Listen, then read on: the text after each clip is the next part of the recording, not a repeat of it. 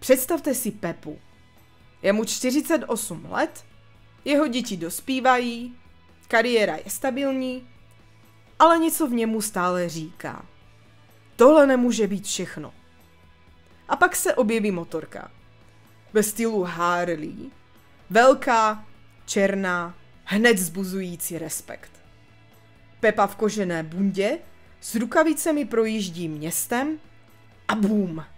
V tu chvíli není jen muž s motorkou, je to chlap, který si užívá chvilky jenom pro sebe, cítí se alespoň na chvíli svobodný a pociťuje příliv energie a nově objevené vitality.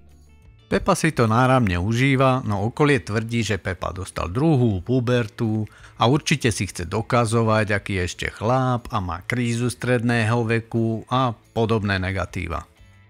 Rodina ho neustále varuje, aké je to nebezpečné, ale Pepa vie, že bol posledných minimálne 20 rokov bezpečný, no nemal na svoje vášne čas ani energiu a tak mu je fuk, čo si myslí okolie a vychutnáva si jazdu s kamošmi.